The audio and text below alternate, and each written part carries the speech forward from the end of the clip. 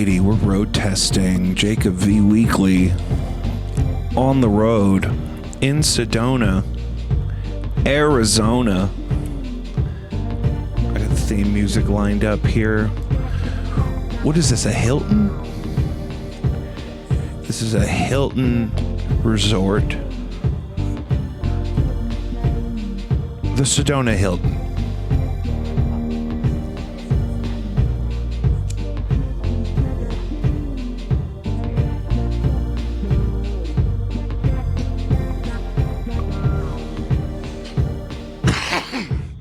Yeah, we're not going to swap out for different accommodations.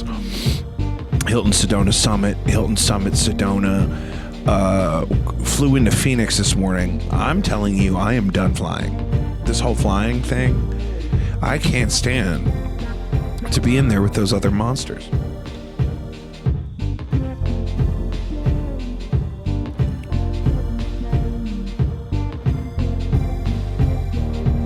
The accommodations are lovely. I hardly even want to leave. We have 3 different pools. So we determined the Serenity pool is just 18 and up. It's not necessarily like it's... Well, because it's like if they want to do like a sound bath or something, who I really want to get this week, right? So I'm on the porch out here in Sedona at the Sedona Hilton Summit with executive producer Doreen Priestley.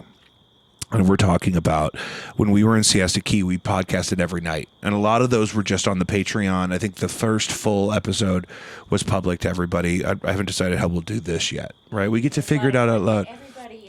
Not tonight, no. But I wanted to make sure everything was working and set up so that, because actually we have 4 nights after this, Friday night, Saturday night, Sunday, Monday, that we could do them. Because I was like, do I even want to bother with it today? But once I plug it all in and set it all up, it's good to go. Because I even have a simpler setup than this. I have a microphone that goes right into the lightning jack on my phone or into the iPad. And so I can just hold my phone like this and do the audio part. The audio part's really easy to capture out loud. It's and the video's not bad, but capturing good audio and good video, you typically need 2 separate devices, like we do here. Like the camera's recording video internally, they can just see me. They can't see you, so don't worry. And then this is recording the other thing. But if I had that, I don't even think it would take like that much. Like Sam could run the camera. I was gonna say. He loves that little thing. I would say, hold this for a minute, and then I could just hold the phone back and forth, and then that's all we would need to do. We should plan on that. I'll optimize that setup for tomorrow. I just got this camera. This morning, getting on the plane in St. Louis, a girl was getting on our plane with 3 Emo's pizzas. Yeah, it happened. You weren't paying attention. You were, focused. John watched her put 3 Emo's pizzas through the X-ray machine. She went behind me, of course. And you didn't investigate? I was over it.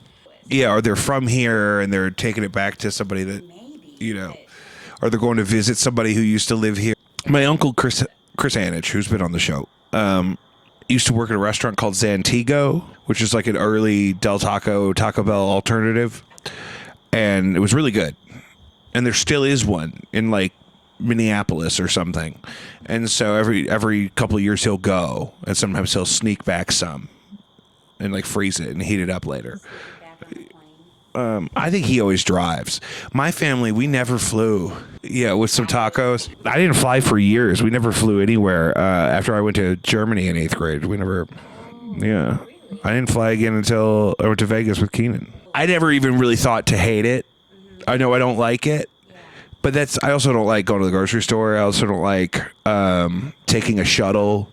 I don't like leaving a concert at the same time as everybody else in the concert. Like I was at a sold out T-Pain Pitbull show the other night and left with everybody. And we parked on the far end of the parking lot, and it was just, I was roughing it. That was at Riverport. Yeah, it's just so much space. It's like Vegas too. Like if you look at it on Google Maps, because everything's relative, you don't realize how much bigger just everything is. And so even inside, it's a ton of walking. Yeah. It's a ton of walking just to get to the elevator to get up to your room. Which is fine. But you don't. It takes some adjustment too. because they want to sponsor the show. Right. That could be good. I've always been a huge Hilton guy. And is it the Hampton by Hilton that has the Paris Hilton waffle? Hilton owns that now. And then since Hilton bought it, Paris Hilton does a signature waffle with them. On their breakfast bar, you get the Paris Hilton signature waffle. Well, that's kind of a... I've never known you to stay in a place like that. What, a Hilton Inn or a Hampton? Hampton. Oh, Yeah. it's genuinely bummed. What's the sacrifice? That will never happen again, I'm sure. That's that George Clooney character in Up in the Air. Don't know. He travels around for work, but he like hoards miles.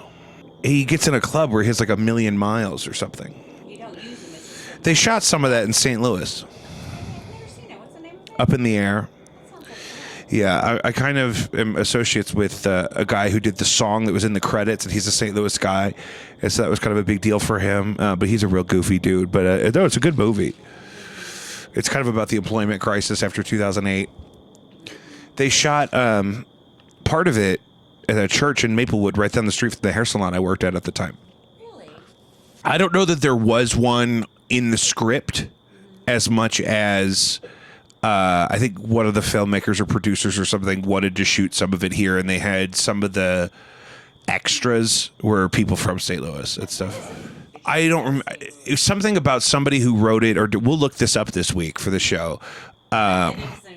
No, but that's the thing too. It seems so random because the employment crisis that happened in that era that movie was really about took place all over the world, really. So, but I think because I don't think his character was said out loud to be from St. Louis, but all the stuff that was him back home for his sister's wedding was shot in St. Louis.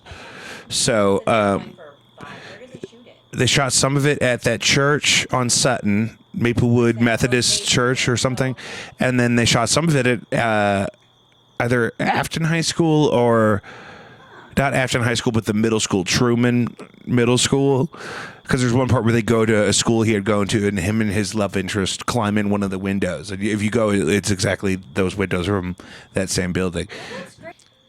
Who are George Clooney's parents? Nick Clooney and Nina Bruce Warren. Lexington, Kentucky, a former anchorman and television host who is the brother of singer Rosemary Clooney. That's his TT. Rosemary Clooney's his TT. An aunt. TT. That's from the community I service mostly. They'll say that's my TT. Why did they shoot some of Up in the Air in St. Louis? Okay. The 2009 film Up in the Air was filmed in St. Louis, Missouri for a number of reasons. The film cast 2,000 extras in St. Louis, along with 15 to 25 Missouri actors in minor speaking roles. Filming at Lambert International Airport, filming at the Cheshire Inn. The wedding shower scene was filmed at the Cheshire Inn. That's over by Dogtown, like by the big Amico sign, right behind it. At the Cheshire Inn? Yeah. Oh, yeah. Filming at Afton High School. The film was also shot at Afton High School. And that's where John Goodman went to school. He went to Afton High School. Filming with non-actors. The filmmakers placed an ad in the St. Louis paper asking people who had recently lost their job to be in the film. The ad was worded to make it seem like the filmmakers were a documentary crew, and they received 100 responses with 60 people filmed. 22 of those people are featured in the final cut. He wanted the film to be as authentic as possible and found kind of everything on his checklist in St. Louis. So it's also possible that somebody representing St. Louis in some way curated that and allowed that to happen. You know what I mean? But also they could shoot it all at Lambert Airport, and they're not going to have the same disruptions as they would as Denver or Atlanta or LAX or Kennedy or LaGuardia, Newark. I would actually love to do more travel content, but I would need get the sizzle. We need to get you a boom. We need to get you a boom for that. Like the guy on the film set, a boom arm, the big arm where they hold the microphone and point it while people, you know what I mean? Like you see on a TV set. Yes. Yeah. I know what you say. Yeah, I think John's got the 15. If you microwave your phone, which I actually did once. Oh, yeah, you put it in there with your coffee? No, I had my phone in one hand and the coffee in the other, and I was half asleep in the morning, and the phone went into the microwave for 1 minute, and the coffee sat on the counter cold. How'd the phone do? It was It was like singed. It was dead. It was fried. And it was obvious. You literally fried it. I think so. You microwaved it. They asked me at the Apple store, what happened? I'm like, I have no idea how this phone. Yeah. They must have. You remember when that happened to CeeLo Green? There was a camera footage of him in his like recording studio and his Samsung phone blew up. You remember when they were doing that? This is 10 years ago probably. The batteries were blowing up. I heard something like that. Yeah. Yeah. And it happened to him. So literally it blew up in his hand? Yeah, like it would heat up and then it would like burn out. And then like Samsung? Yeah, at the time. And not like explode like what was happening in Palestine this week. Right. But more so you like heat up and like spark and like catch fire. Yeah, like the vape apparently on the airplane. Yeah, don't get caught with them. No, I'm not. We'll get air marshaled. Yeah, I'm not gonna. I do look for trouble sometimes. Doug's but back. not when it This has comes been to a good, planes. healthy 20 minutes. Yay. To start Yes. what's going to be. Start off the vacation. Yes, we're kicking off, and we may could do 4 whole episodes this week, just like this. No problem. And at least one adventure, maybe a Grand Canyon adventure, and then We're one doing a activity. Grand Canyon adventure, and that's the thing too, is that when like when I'm on tour with No Antics, what we do is we do the audio in the car, just like this. Right. But I don't record video because that's boring, just in the car. But you've got to have But video then, with the while Grand we're Canyon. out and about seeing sights, I take the video, and then I just put that video over us talking. Yes. So if we decide that we can't do Yeah. audio tomorrow, we're going to get video anyway. That stuff is fun. You know what? Yeah. That is something I could probably help you with once I knew. I love to do it. It's so time consuming. Yeah. Putting everything And together. the new stuff, that computer I bought during COVID, turns out is even nicer than I thought it was at the time. And it has just everything I need to do all the video stuff I've been doing for the show. Yeah. And so now that I've learned how to use all the stuff, that stuff's only going to get better. And I get really good responses out of that. Like the stuff I did of us in Indianapolis walking around in slow motion. And then the talking was just underneath that. Okay. People really liked that one. And that concept of doing a travel podcast that way. I like that. Yeah. So Grand Canyon tomorrow. Absolutely. And it's like 10 o'clock in our This is brains. a dream for Doug. I wonder if he's going to get teary-eyed. I bet he does. Oh, he'll fall apart. Oh. So He is loving this. Like, he's quietly. we should shoot it like a reality show. Like I wish I had lav mics we could put on everybody. Like he's running away. Like, get the camera away from me. He's crying. This is so beautiful. I know. You could feel it. How does that happen? Just because the water? That's what I had the conversation. I'm like, I know how like the Rockies were formed. I'm like, did the glacier, like, how did, I want to know. I have to research the whole thing now. How can these formations happen in nature? And it's just, this planet is just so amazing. How did that happen? It's perfection. This weekend on Jacob V Weekly, live from Sedona, the Grand Canyon, Mysteries of the Universe. What was the other thing? George Clooney is a Nepo baby. That was what we were going to talk about. We figured it out. We decided to stick around and figure that stuff out. The George Clooney stuff we were talking about. A Nepo. Oh, that's what that is when your parents are famous. Right. And then you're so famous. you didn't know that? Did I know something you I didn't knew know? Rosemary Clooney, but I couldn't remember if that was his mom or his aunt or his dad was not nearly as famous as his aunt. No, but I remember him because before, when television was different, he was on American movie classics. And he would introduce the old films that I love to watch. And that was his dad. That was years and years and years ago. So anyway, that's George Clooney. Okay. His dad was Nick. Nick, yeah. Nick I think Clooney. you said Nick. Yes. R.I.P. All right. Probably. Probably by now. I'm thinking. That's reasonable. Let that And man he go was to a Jesus. handsome man as Yeah, well. let him go. Let him go. Yeah. He's introducing movies in heaven. Yeah. All right, we'll be back.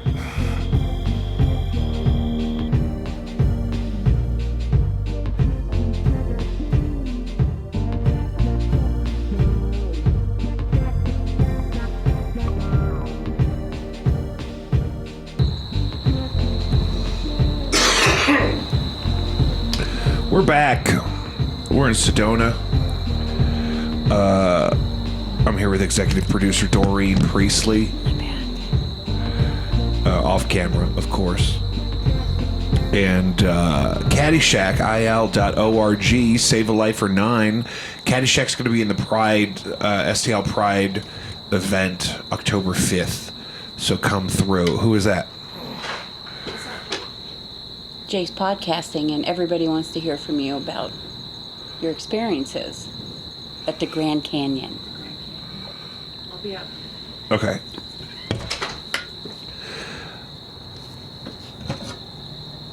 Patreon.com/Jacob V. Did we talk about the lady bringing the Emo's pizzas on the plane? We talked about that yesterday. Yeah, that's covered. We made Christopher upgrade to first class. We did not talk about that. We didn't talk about that? No. So my wife and I pick our seats ahead of time on American Airlines. And we know there's going to be a stranger in the aisle seat. I'm going to be in the middle. Keenan will be on the window. And then we get there, and there's a lovely gentleman named Christopher who is going to be seated next to us. Well, before the gates close, the boarding pass lady comes onto the plane, finds him, and gives him his upgrade to first class, which means in the 30 minutes between when I took my seat and when they closed the gate, if it was even that long. Oh, my God, Jake. He would have had and dropped the $240 to upgrade himself to first class, which I respect. That's a ballsy move. I think so. I don't know that I would have had the balls. Christopher did. It crossed my mind. I thought about, I could upgrade just me to first class and have this empty seat next to my wife. Oh, would it be fun to upgrade to first class next to him if there was a seat next to him? Oh, I should have chased him. He put in his $240 upgrade, and then I see, oh, Chris, wait for me, and then I move up to first class because there was no other way around that. If nothing else, just to give him a reason to. And he could afford it. He had a garment bag with at least 2 suits in it. Mm-hmm. He is doing fine. Well, he should have. He had a keyboard on his iPad seats from the get-go. To hell with Christopher. I hope they spilled a drink on him. I'm sure he's fine. I wasn't offended. He wasn't rude to me at all. Really good. I slept a lot.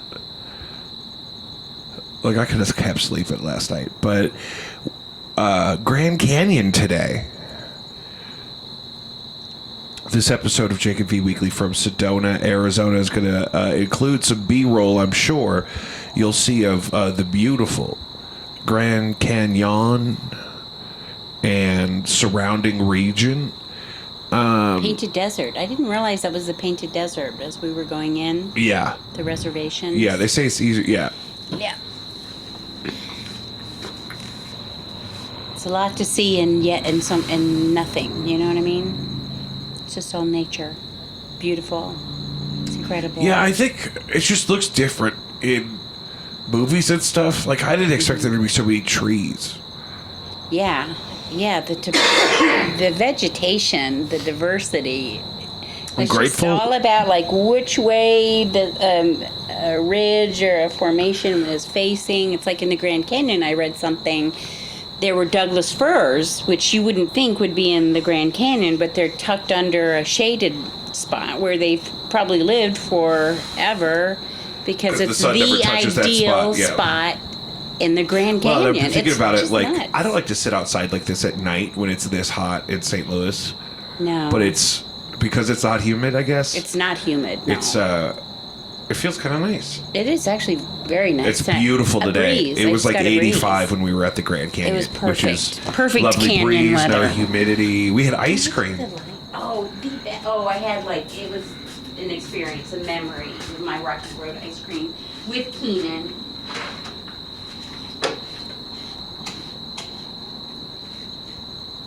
Where's the light for this? Yeah, yes. I don't know how to turn that light up. Okay, but I'm on camera. That's why it's on. Oh, okay.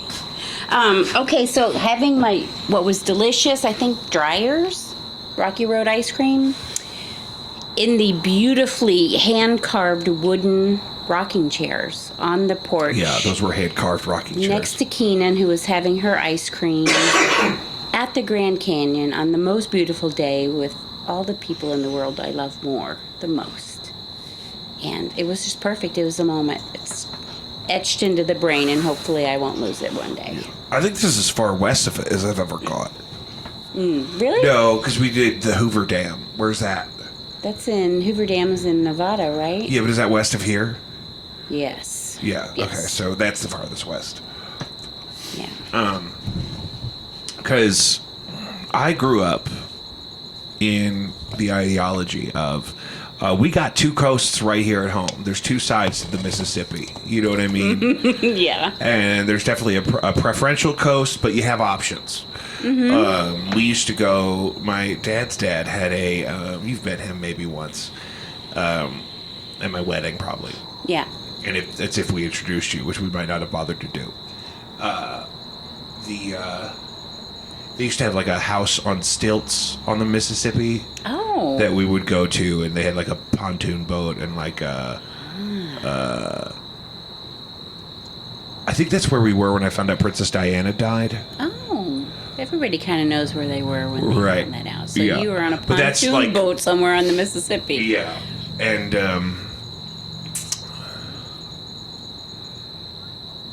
Do I need to run to you what you were talking about? no. But yeah, we never did. I mean, we did Florida a couple of times, Yeah.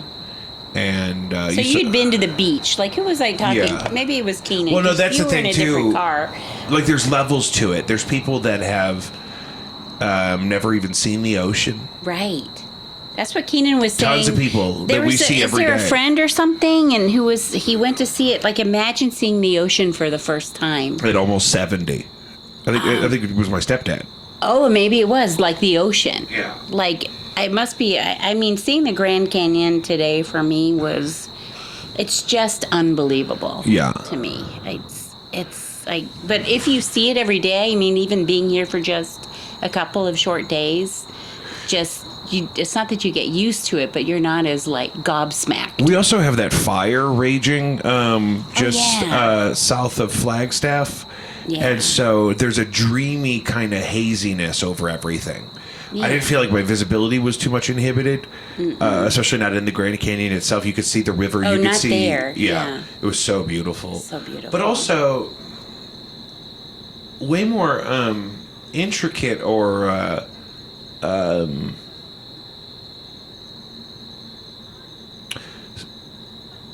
I don't know. Like, I always picture, like, you come up on one side of it and it's a flat desert and then there's just a canyon. Mm-hmm. You know what I mean? But the actual, everything around it, there's so much more biodiversity, especially with the plant life and what then. Exactly. 'Cause I Very keep much thinking so. of Family Vacation. It seems like it's just a flat, because of how you shoot it for a movie to make it make sense. Right. It's a flat desert and then the canyon. Well, that's Right. what Keenan and I, when we were in our rocking chairs in the Grand Canyon, having a moment, we were talking about, boy, when I pictured it, that's exactly what I thought, that it would be like just this abyss, and then you would just walk up to the edge and look Yeah. under it. And I didn't picture any other people there. I didn't Yeah. picture an ice cream shop for sure. And it's just very different than what we experienced today. The elevation was noticeable. We went up as we were driving up. We stopped at that first place. That's where that The lookout. first bathroom stop, the lookout place where they were Yeah. setting up the And sail. the smoke had It was really like, hazy was there. below us in Yeah. this huge, like you absolutely couldn't see the Beautiful. bottom, but you it looked couldn't like in see it Zelda through all or the- something where you look down a pit and it just goes on forever. Well, there were several places that did that. And Yeah, but especially with the smoke and whatnot, it was it's just so hilarious. Like the edge of the map in Breath of the Wild. That's what it looked like. yeah, it's I don't know. It's very hard to But even put into again, words. yeah, so many more plants and so many fewer snakes than I anticipated. I had forgot to check for. I forgot about checking for snakes and scorpions, which We is were- a good thing. I didn't like. It was so obsess heavily over that. populated where we were. Yeah. We weren't kind of going off Yeah, the path at all. Doug said he was looking out for me though. But Oh yeah, I looking don't out for know. snakes. Oh, because that's the rest of his weekend. If you get bit by a rattlesnake today, Yeah, that's gonna. we just flew in yesterday. And we were saying we were really grateful we knocked the Grand Canyon part off of our list first because It was probably the most important. It was the thing we'd regret missing the most. Yeah, it was. And so it was a big part of making this trip. But then, because we got that out of the way, now we can kind of accidentally discover some things. I really want to see if we can, because we could take this anywhere, and Right. if we could maybe interview a Sedonian, Oh. a Sidonian. Yeah, but you get who? I really who liked- lives in I- Sedona that? I really liked the lady from the Safeway, Oh yes. but We've had a couple of great people. How about the guy who checked us in at the Grand Canyon? The guy Oh, from God. was he That not man the loves best? his job. Oh, loves his job. Like the customer The park service I ranger. received here has been exceptional. yeah, there is a thing people say about kind of destinations like this, like Joshua Tree is like this too, where people have like a magical kind of affinity for it. That some of the people that live there and that you interact with, and like that there's like a mythical infatuation some of those people have it about all kinds of different parts of California. Sure. I mean, my cousin's husband is from Santa Barbara. He went to Santa Barbara High School, which is just weird because you don't think that's like a real thing. That's like something you see in like it sounds like Buffy the Vampire Slayer, right? Yeah. Like it sounds like a fictional, or like I picture the high school in the movie She's All That with Freddie Prinze Jr. Okay. This would have been like 1999. But just Ever like Beverly Hills 90210? exactly Wasn't that a same high school? vibe. Yeah. And so he talks about Santa Barbara like it's paradise. Like he got like, and he lives in St. Louis now, so he talks about it like he got cast out of the Garden of Eden. Well, But it's but by the cost of living there, not by sure. people. Santa you know what I Barbara, mean? I think, is quite expensive. Oh yeah, it's beautiful though. He was Yeah, it is. and they go back for holidays and stuff, but that's what Cindy from the store was saying the other. She was saying, "Yeah, I moved here in 1980 when it was affordable. Now it's untouchable." Untouchable. Where'd she move from? I didn't What'd she ask her. say? This is why I see, wanna now have we her need to on go- the show. We need to go back and interrogate Yeah, we her. gotta go back and interrogate Cynthia at the safe way. But the guy at the Grand Canyon, you noticed that too. He was from Missouri. Yeah, he was from Southwest Missouri. So what is that, Yes. like Joplin? That's what we figured. And then here he is, his ass sitting at the welcome little booth at the Grand His Canyon. hat was so loving well his- starched. Loving his job. Yeah, the creases His in job. his shirt. Yeah, he was all about it. So friendly, so wonderful. It was a nice way to get He it said all to us, going. he said to you guys, he said, "What happened to those Cardinals?" Oh, yeah. I wouldn't know. It's really depressing right now, just because I try to pick this stuff up culturally, just to try to, it's been such a big part of our culture for so long, but I'm with you. I'm not really that into it. Yeah. But the couple of times we had those crazy, I almost said Super Bowl. Right. What is that thing called? World Series. The couple Right. of cut that. Couple times we had those massive World Series runs. I remember it's just such a cool part of the thing. Yeah, it's a And then big I sports. watched the Blues win the Stanley Cup for the first time in a watch party in Busch Stadium. Okay, yeah. So we were all in Busch Stadium watching it on the screen together, which was scary. Because I was like, wait a minute, what if we lose? And I'm surrounded by all these drunk people. Who are furious. And probably at less losing. security because the team wasn't actually there. You know what I Yeah. mean? It was Yeah. just, It was a free for all. Yeah, St. but- Louis takes its sports seriously. No, so right now it's a really depressing time because we've had a rough Yeah. couple of years, and then this season we didn't get very far. Yeah. And then so October we're just off, and so and I think Yachty and Pujols again, and some other guy are all retiring. Pujols, I thought he wasn't even with the Cardinals anymore. He came back. See, this is how much I know. No, but he just came back like last year or the year I before. thought everybody hated him for leaving. Right, but then he had his career out there with the Angels, and then they, decided to do either one more season or two more seasons to round out his career together. It could just be the one season. I can't remember. We should clarify, because I remember hearing about Pujols when I first moved to St. Louis. Exactly. No, that's when he was a young guy. But his name is Pujols. Also, can we just talk about that? Yeah, well, I'm like, somebody tell me. It's P-U-J. I know. Just do a spelling really quickly, just for your... P-U-J-O-L-S. Albert Pujols. He's Dominican. Okay. Thanks for the spelling. Yeah, I had to actually see it to be like, okay. Yeah. The P-U really saves it. Mm-hmm. In that P-O-O-O. As opposed to the double O. And... Yeah, so I believe but I can't remember how long that would have been. So right now, as a St. Louis Cardinal nation, it's a dark time. Right, and the guy at the canyon knew it. Yeah, it's a dark time. And that's what he meant by that. That's what he meant by what happened to those Cardinals.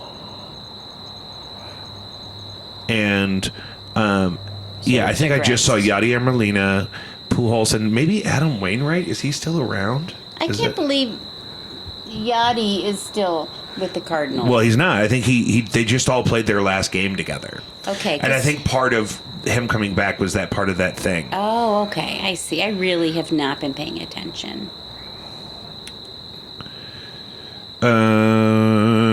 Puerto Rican former professional baseball catcher who played his entire 19-year career with the St. Louis Cardinals. Mm-hmm. He is beloved. But they think he'll come right back in as a coach, I think, is what I'm saying. Da-da-da-da-da-da. No, so Cardinals, he came back in 22. Okay. So he did 2 years, his last 2 seasons. Okay. And then they're all leaving together.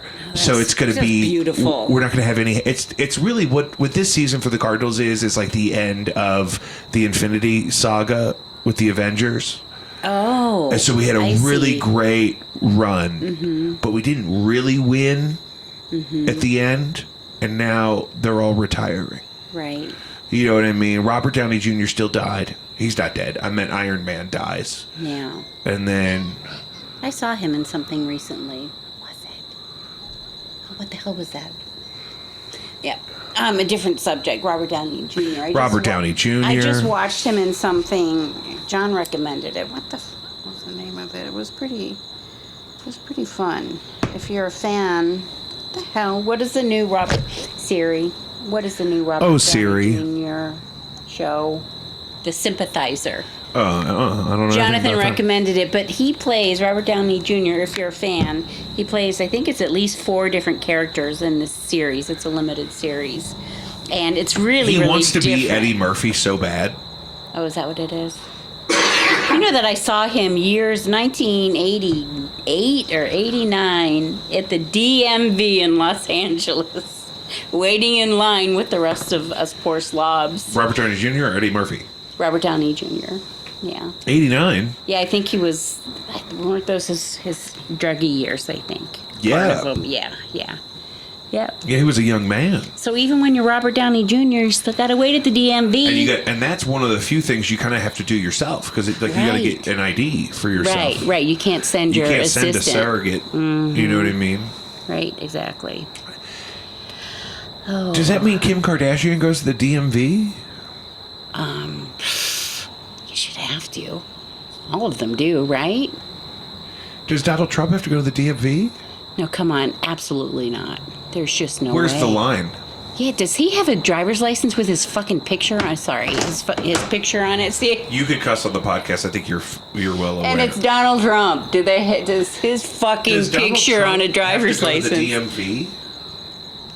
I know he drives because there's that video of him listening to Taylor Swift with Barron in the front seat next to him. So I bet he can drive, but I bet he doesn't think he needs to have a driver's license. He's just because if they entitled pulled to him it, like over, he's he would take entitled it to the everything. Supreme Court.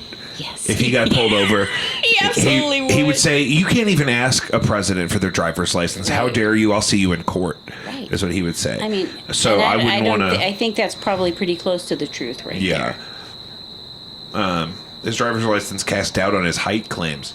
Yes, famous people still have to go to the DMV like everyone else. For example, Robert Downey Jr. visited the DMV in Santa Monica, California to renew his driver's license. He posted Photos So of. that's so weird that they wouldn't. Why would that be the example? When it was my example. They are listening. He posted photos of himself They're going through the process on listening. Twitter, and was retweeted and favorited more than 3,000 and 8,000 times in one day, But respectively. I bet he wasn't as fucked up as he was at the DMV Now, when in you saw him in 1989. '89, that's so funny that you saw That him is at so the DMV weird. in '89, and then ABC7 has a story here about 2014. He live tweeted going to the DMV. That's so weird. Maybe he just likes being at the DMV. Maybe he goes there like 3 days a week. That's where he buys his drugs.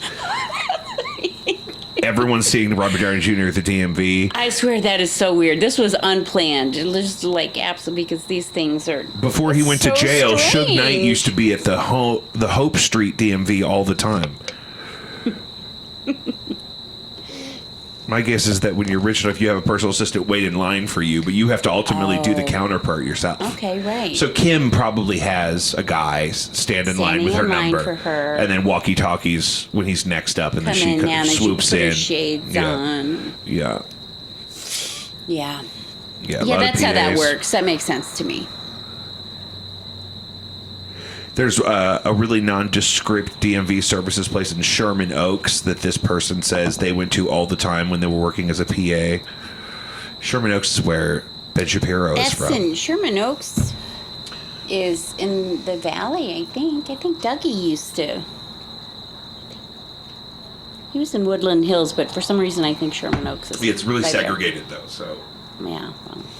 Well, it's possible. yeah. There's a thing called auto tags.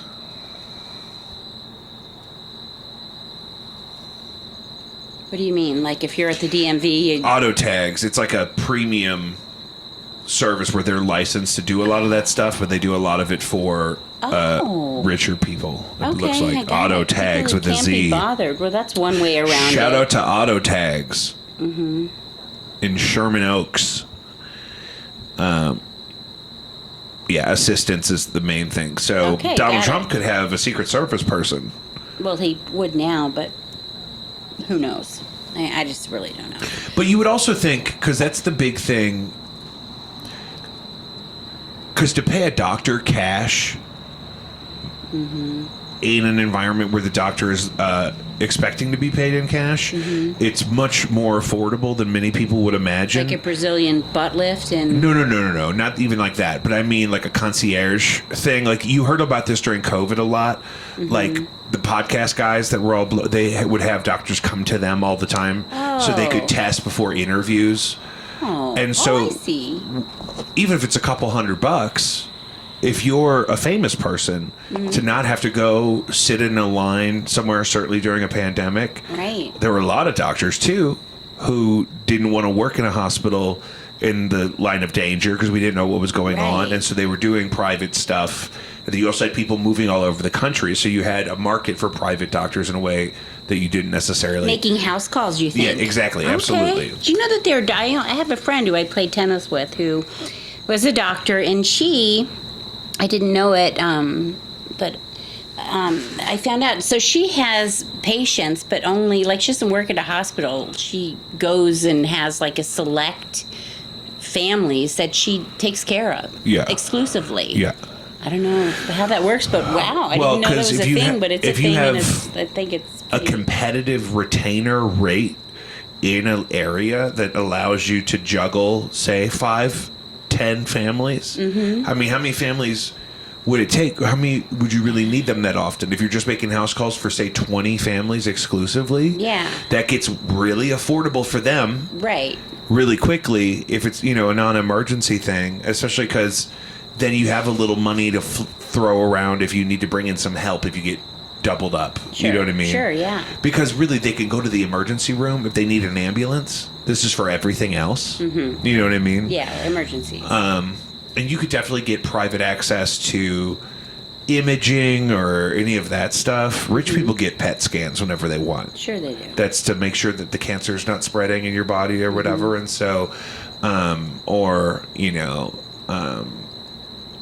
a rich pregnant person can get any kind of scan they want at any point. Boy, the inequity in this country. Well, right. And it's, but that's because that's what we traded for the growth and innovation is, if we don't get, okay, you know what I just had that was amazing? What?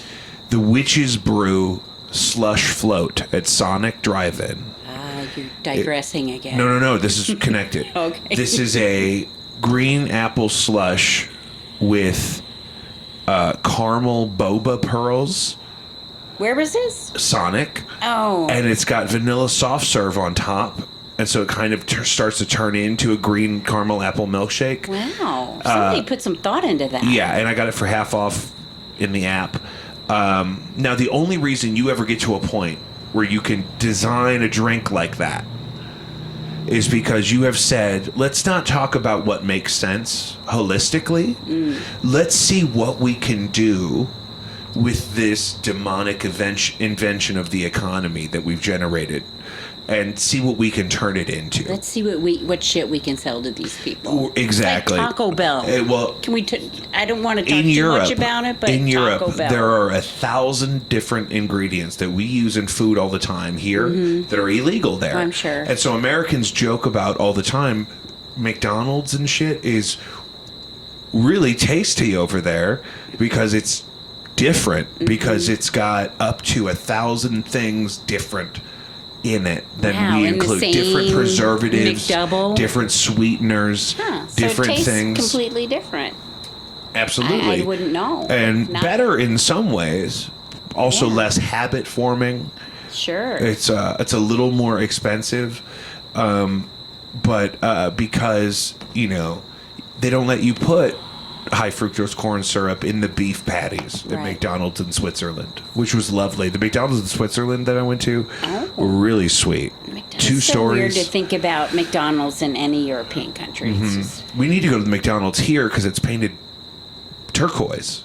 yes, the golden arches are turquoise arches. There's a giant architecture review board here in Sedona that doesn't let anybody do anything that's not in an Adobe kind of color palette. Yes, a very muted color palette. Yeah, a very but the blue deserty. and then you can throw you can throw a the turquoise in there. Yes, and it's lovely.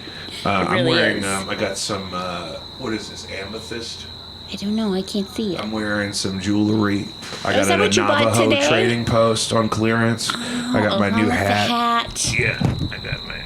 Well, anyway, I'll put the hat on later. Yeah. And what are we doing coming up on time-wise? Boys are still out having a drink. We're doing really good. Let's just knock some things off the list since we're cooking with gas. We got good things going here. The hat is the perfect thing for the microphone for you. It is. It's a beautiful Because- setup. In fact, this can go on your pictures.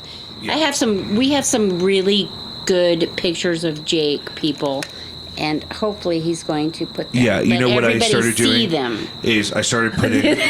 This is interesting. I know I'm a mess. I started making pictures from today into videos that I can put in the B-roll for this. So I have some good stuff too. Yeah, I don't usually do the video of the talking part while we're doing on the road stuff because I usually record in the car. Oh, so it's just going to be B-roll stuff. And No, well, that's the thing. I'm doing it now. Oh, okay. So I tried to always try something a little bit different. Yes, and because so you're just like that.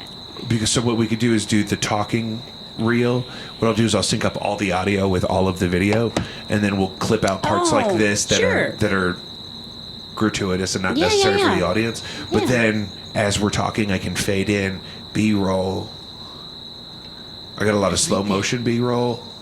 God, that's like 16 hours of work. Or can you knock it out? No. That's the thing. The last episode of this podcast, I left work at 3:30, got to doorstop at 4, left doorstop with the episode at 6, went home, did the edit with all the video and all the audio because I have 2 of these SD card adapters now. Yeah, you've just streamlined everything. I know. And so I had the episode out by midnight. That same night, day up. That's impressive. Now, this isn't necessary, and I don't have that same computer with me because that's on my big boy.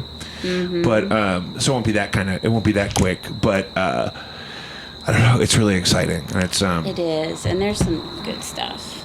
well, and this is just a great.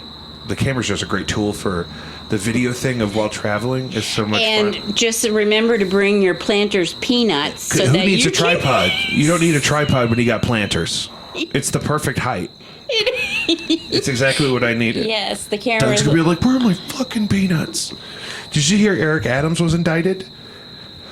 I don't. For what? Mayor of New York City. Okay. Yeah, illegal donations and bribes. Okay, so this is what I get for not watching news. I Well- deliberately avoid it. Also, CEOs of major companies, specifically in the music business, have been resigning in mass since Diddy's been incarcerated. Oh, wow.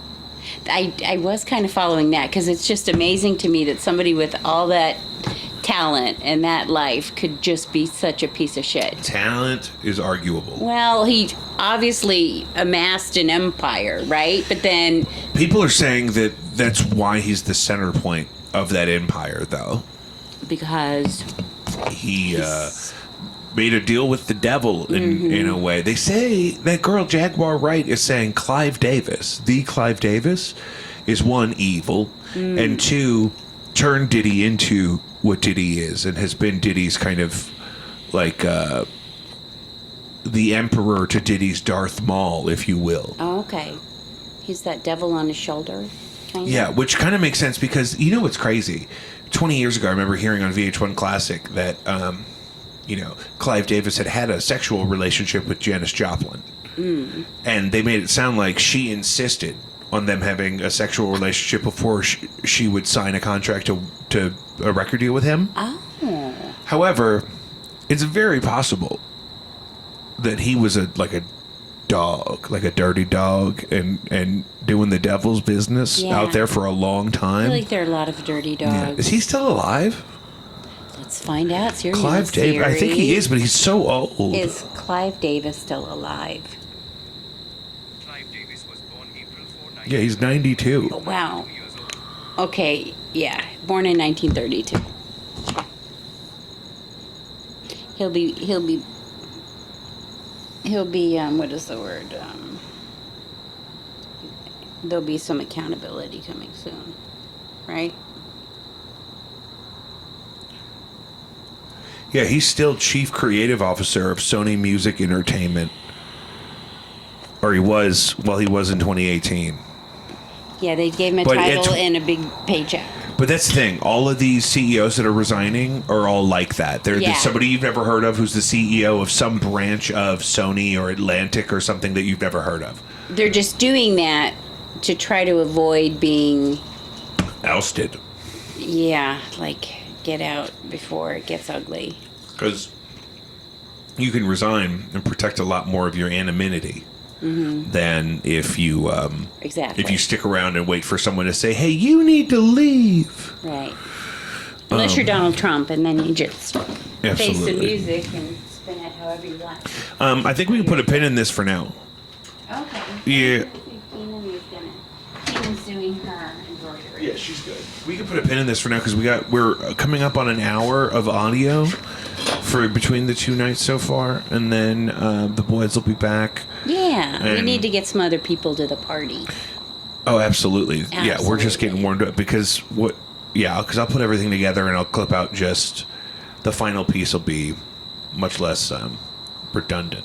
I would like everyone to look forward to just to sit down with Doug, with your father-in-law, just to talk about his experience at the Grand Canyon. Oh, yeah. Because it was spiritual. It was like he was so mesmerized. Yeah, I'd love to hear. this was always Yes. my attitude about this trip too. When people were like Sedona, Arizona, I'm or whatever. so glad we stayed when we here. were in the planning process of trying to include the Grand Canyon part.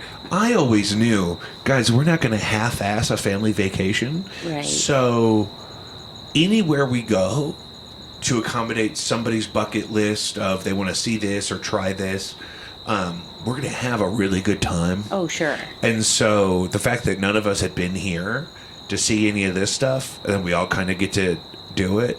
It's late in life. Together, For all, I yeah. mean, some people see the Grand Canyon as children. Right. You know what I mean? I was at the Petrified Forest when I was a kid, and Not impressed. I just was a kid. I didn't appreciate it. Yeah. And I was even wondering, well, if we were at the petrified forest on that vacation, did we stop by the Grand Canyon? I don't even remember. Yeah. But seeing it at my age now, it was just it's just was so amazing. Yeah. Really. Yeah. And it's surprising in a way. That's just really nice. So, Yeah. and we got that out of the way. We still got like 4 days. I know. Which is my favorite part. We get the whole weekend. The ATVs. I'm having some anxiety about not being in St. Louis on Sunday for the things I normally do, but I am on vacation. Okay, we take care of you. And you weren't hit by a falling rock. Apparently, Keenan said you have a fear of rocks falling. Like when you go through. When I see the signs, right. and they say "watch for falling rocks," I'm like, the audacity to like, how closely do I need to watch? to tell me to one. Do I need to have my head out of the window? Let's just say I do see one. Right. What am I supposed to do? It doesn't have a phone number. I'm not supposed to report falling rocks. I'm just supposed you to can stop the fucking car before it crushes you. Is that it? I guess. Watch for falling. No, you're right. I mean, watch for falling rock. Watch it like. I'm just saying, if you're going to go out of your way to post a sign I want that some says statistics. "watch for falling rocks," Yeah. I want to know. I need a little more support. What else should I do? Yeah. What else? Once the rocks start falling, What else is coming down? watch for falling rocks. Take shelter if you see them. You know what I mean? Or call 1-800-STOP-ROCKS. Yeah. We'll be back. Sedona, Arizona. Jacob V. Weekly.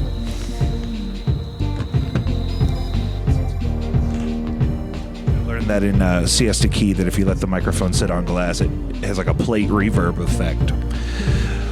Jacob V. Weekly, we're back in Sedona. Beautiful last full day here in Sedona. Tomorrow we are going to check out of this lovely Hilton Summit resort that we've been in all weekend and travel to Phoenix for an evening before we fly out from Phoenix Tuesday morning. So we're going to the ghost town tomorrow. yeah, we're ghost towning it up. We're going to Jerome, Arizona.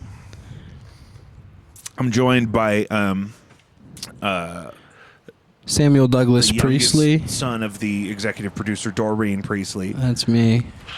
Exec produced. Who we got? There she is. Speak of the devil. I just said executive producer Doreen Priestley, and there she is. Fuck yeah. Yeah, I got a USB port for him if he needs it. I got a spare one. This is a 2 him a little USB port mushroom operation. Praise God. Praise the Lord. It's kind of overexposed right now, but I have this lovely mountain view behind this tree here. When you're standing, it's really easy to see. We're going to have lovely B-roll from the trip that we could that will be throughout the episode. So it's been a beautiful sightseeing adventure. I had a lovely lunch today at Rascal. Modern American Diner over at the All white meat over there. Wild something resort down the road from where we are. And I always love a Hilton experience. One of my earliest heroes was Paris Hilton, and she has a signature pink waffle they do on the breakfast buffet at the Hampton Inn. Is that why it's called the Hilton? Well, her family is. That's why that's her last name. Yeah. Is that true? Yeah. Holy shit. It's a dynasty then. You didn't know who did you think Paris Hilton was? Just a famous person. Mm-hmm. Self-made, Well, that's a good point. I love her lasagna recipe. It's a good one. She has a recipe for lasagna that I've seen her make online, and it's really, really good. What's the shtick with it though? I don't think she drains the fat. Oh, so she it's just browns. a bucket of, Browns all the. It's probably all beef, which is not for ideal. Sure, yeah. But I don't think she drained the fat, which would probably make it good. When you dump the meat into the layers, you bring the grease with it. The grease is just throughout. It's flowing. Yeah. That's good. Yeah, I think it's good. Yeah. I mean, you're eating lasagna. Yeah, I mean, it's you're not on. It may as well be You're wet, not doing an you know? Ironman marathon decathlon event while eating lasagna. Right. Like, what gives? That's a lot of fat, though. So we definitely need to make sure we don't bury the lead and that we kind of give an honest recap of our experience last evening.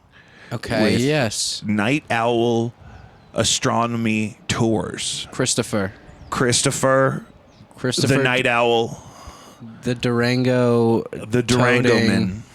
the telescope So wrangler. we booked stargazing, right? Now, for me personally, because of some of the stupid shit I've done on vacation in my life, I thought maybe we were just going to a place where you could see the stars really good. No, that's exactly what I expected. I too. thought maybe even we'd be in hammocks or some shit. Yeah. I never thought for a minute that this guy was going to have telescopes. This man had a 2008 Dodge Durango. ZXT, I think they called it. It's a nice car. It's V8, strong, and maybe $30,000 worth of telescopes. I think so. I mean, all of those. He had all one. of that Describe the one, equipment was like the analog one with the optical telescope. So he had an optical refractor. This motherfucker's telescope was about 6 feet long. Yeah, it was a 6 consisted foot. of about 6 glass At one lens point- elements on the inside, and he had a wide angle eyepiece and a zoom eyepiece. At one point, he told us that the telescope weighed 500 pounds. Yeah, I mean, this tripod could support a Dodge Durango. You could definitely mount that Durango onto this tripod. It was beefy. The legs were about the size of mine. Za just texted me, and she's mad that I said I was abroad because that's supposed to mean in a different country. But this is Mexico. So she got caught up on a technicality, and she's mad about it? She's mad about it. But this is Mexico, and I think it needs to be returned. This reminds me of the resort in the second half of America's Sweethearts with John Cusack and Catherine Zeta-Jones. They're in a resort like this. It's quite nice. It's breathtaking. Yeah. Have you been to the pool? I went to that pool down there, the separate spa hot tub. Yeah. Yeah, and I sat and I stewed with my father in a hot boiling mess of water, and it was uncomfortable. But we made it through. It was good. I went to the pool. We went dune buggying. Well, we should talk about the stargazing, frankly. Yeah, that's where we were. Right. So we meet Chris at the Sedona Public Library at 7:45. He gets there about 7:55. Then he pulls up. We're waiting there for quite a long time. I texted him because apparently only my phone works up here. You guys are an AT&T family. I happen to be a Verizon bitch. And I told him to make the switch. And so I had 5G ultra wide. And so I was communicating with Chris. And he said, I'll be right there. And then he pulls up in his Dodge Durango with like a yellow siren light, like a Ghostbusters light. It was giving Ghostbusters. It was giving Park Ranger mixed with Ghostbusters. It was giving like amateur park or like aspiring park ranger is the word. Yeah. Not an official night watchman even. Yeah. And so we follow him into the woods. And he had told us that the area where we're actually going to do the event, the tour, is fenced in to keep out the wildlife. And Doreen asked, what wildlife? Yeah. And he said pigs mostly, which in this area I believe you would refer to wild boars as javelinas. There were javelinas about. About and amongst and amid, betwixt among the fences, yeah. And so, which makes sense to me because he's not saying that there's going to be a horde of hogs beating down the fence. Yeah. It's just so that when we pull up, there's likely no pigs where we're Right. going to be hanging out. Well, I felt safe because he came out of the Durango. He had his cargo pants on with the elastic belt, which Yeah. I appreciated. Yeah. And then just like some kind of gray shirt, Also, just and not then the necessarily fro. threatening. He had the fro. I can't make out much of his features though because he had a red light on his head most of the evening. He looked like I don't know. He looked like that background extra in all like Superbad and shit. He's like a tubby Jewish man, and he's got the fro, and he's in the background of every movie, and he's got the rosacea and shit. Yeah, He yeah. looked like that Sweet guy. man. Sweet man. A little rotund. It was perfect. Yeah, it was really, and you know what? So knowledgeable. Yes.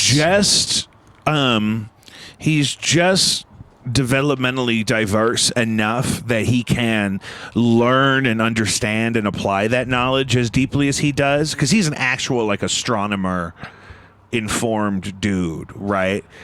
And as opposed to like, he's not, I thought it was going to be a hillbilly with the rights to some farmland where it's real dark, and he was going to give us just binoculars to look at the stars or something. I had no idea. I was expecting a 60-year-old man who was very washed out, very bored of what he was doing, you know. Yeah, it was not. And again, It was. I expected what you expected. We were going to go into a field, we were going to lay on some blankets, and we were just going to look up, and maybe this guy had a laser or some shit. Yeah. Not the laser. There's so much to go into detail on about. I don't even know where to go. I feel like I'm getting ahead of The myself. experience was magical. It was informative. Yeah. It was eye-opening. And I mean that optical telescope. I wanted to take it home. I'm not wanted as to into take the it home. optical though as I am into the Raza. Yeah. Because I like the idea that I could have a super fancy telescope making high fidelity images of constellations in Yeah. real time while I'm seated on a couch and monitoring it from my TV. Well, so the experience kind of consisted of he would mention a certain star or a certain area in the sky, some kind of astro phenomenon that we were going to witness, and then he had a little fucking calculator that he pulled out of his telescope, and it would automatically just fucking with servo motors and all types of movement platforms, it would go to that exact spot, and then he would focus it up, and we would just go and look through the eyepiece and see some magic, you know. And it really it put things in perspective for sure. Oh yeah. Yeah. And That Saturn fucking experience, I'll never at forget one point he set his telescope to go to Saturn, his optical telescope, and we got to look through the different eyepieces at Saturn, and I laughed because it looked fake. Like, it was so perfectly a little bright outline of Saturn that it was just hilarious that was the... I don't know what I was expected. blown away by the fidelity and Yeah. the clarity from the telescope. That's the difference with the optical telescope. Is Yeah. that stuff? It's like you actually see a clear difference between No, the photons that are reflecting off of fucking Saturn are going directly into your eyeball. into your eyeball with that one. That That's blew what's, my mind. I was and he had looking at both. Saturn. That's the close. I was looking at Saturn in its entirety, its rings, its colors, its majesty through my naked eye. Yeah. Which was bent the light through glass several thousand times. I mean, it's the future, baby. Are you kidding me? They've had that technology for a while, but that's a good example of it. So the Raza, I started to explain this, and Chris knew exactly what I was talking about. Operates like the custom gun Jack Black builds for Bruce Willis in The Jackal. And where he'll pull up on his screen, okay, let's go to this nebula or this constellation, and the thing will whirl around and automate itself and get into position, and then it's actually not rendering to an eyepiece, it's rendering to a camera, and what it'll do is it'll stack numerous images of the same thing over and over again to build a clearer and clearer picture of exactly what it's trying to show you. And then he could start to do edits in real time of the It was a contrast marvel and of what- engineering, this telescope. Well, and so this is what I was comparing it to, was like when you used to go to Union Station and they would, you would put your penny in the machine and it would, or at the zoo, it would smash your penny into a different thing, into like a oval shape with a different custom imprint on it. So, you know, you get a little tiger at the zoo, you get a little... You don't want that because it is the end product. You want it because you got to watch it become that. Right, you get to see all the gears And the that's inner exactly what it was like workings. tonight. Like a big part of his thing that is valuable to me, I think, is that he, he was showing us in real time what that part of the sky looked like right now. And then he could render the image in front of us, and he's going to send them to us. So I'm going to use some for the cover art for the show. It was absolutely the most compelling part of what he was selling, for sure, was that you're making the images. He's making the images right in front of you. He's explaining every detail of the images, and then you get to take them home. That he kind of knows like the history and the actual like. Informed like physics of like what that stuff is and how it relates to each other and why it's up there and how old it is, and he knew kind of all the background in a way that for a goofy autistic guy who's maybe not even 30 in the middle of Arizona doing this on the side professionally, he was really masterful at that part. I mean, we're kind of more informed than normal people. Like normal Hoosiers might not like that because it is a little academic in that part, but in a way that I thought it was very approachable. Though. Yeah. Well, the way he was describing it was like complete. Like if you knew nothing about space and the stars and everything, you could still learn of a lot about how it all works and why it's all there and why it looks like that and everything. Again, when we pulled up even without the telescopes, it would have been a beautiful viewing experience because it was a really, really dark, clear, quiet, relaxed spot. Oh yeah. No, there was a bat mewing in the background, but that was there about was a bat it. that flew by a couple of times, and people may know I do not like bats. I don't like this. It's not been windy the whole time, and the one time I sit out here, I think it's out. This balcony is windy. It's just because of where we are on the app. Here, you want some of this? Oh my god! Yeah. Whack.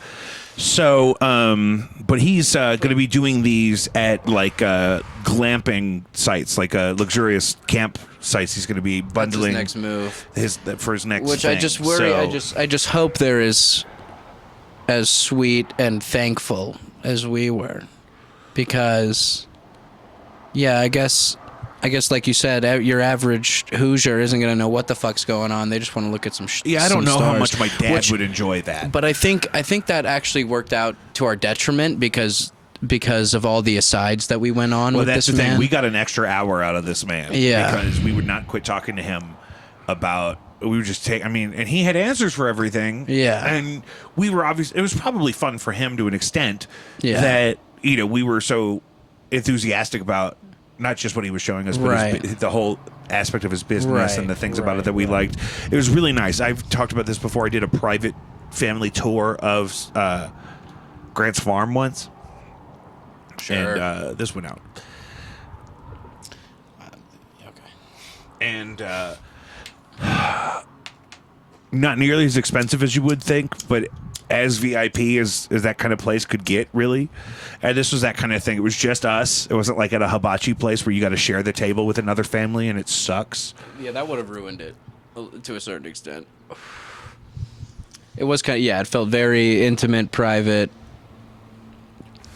It was cool. It was like we just took a class about astronomy. I've chartered deep sea fishing boats before, once, and it's like that. It was just us and our group, and we had the guy with the boat, and he took us to his spot that he's been curating. Because you come from fishermen? No. We're in Florida, and we chartered a deep sea fishing excursion. Did you fish? What'd you catch? Yeah, red snapper. That's fucking. I got that shit in Animal Crossing. Delicious red snapper, fresh from the ocean. Oh my god! It says fresh fish daily on the menu. Yeah, but this was. I mean, I caught this red snapper and I watched him butcher it, and we took it home. And I guess we ate it. Okay. Yeah, but it was exactly what I wanted it to be, frankly. Like if I were to choose, like, what's the ultimate stargazing trip?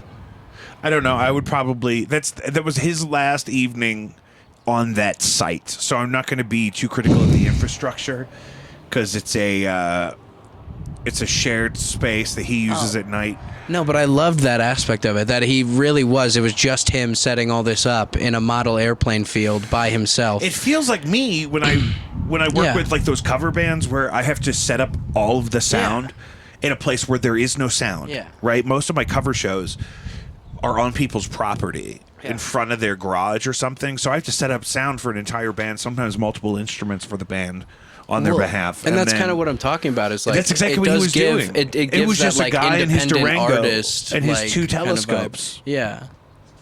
To the Durango. To the Durango with the 500 to pound Chris actually, at Night Owl, Sedona. the 500 pound, actually 300 I raised my pound. DC, sir. And so we saw the Heart Nebula. We saw the Triangulum Nebula, or the Triangulum Galaxy. Triangulum Galaxy, And yeah. then the Andromeda Galaxy, which is Yeah. breathtaking. And actually, we were in position to where we could see the Milky Way cutting across the sky in a straight line around us, and you could really perceive the unique structure of our galactic orbit. Well, I don't know if I'm able. That those stars seemed you could trace a straight line Yeah.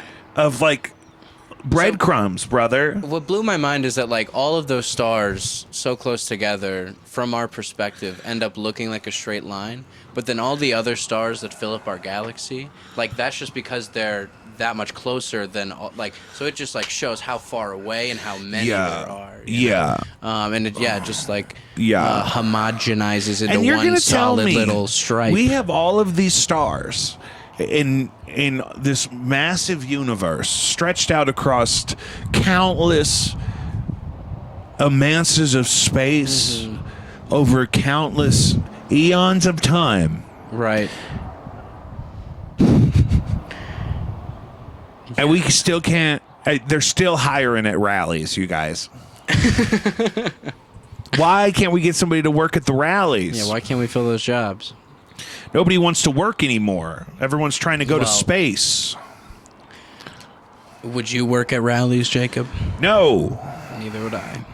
I do eat there, though. When was the last time you ate at a fucking rallies? Definitely, if not more recently than this, it was definitely June of this year.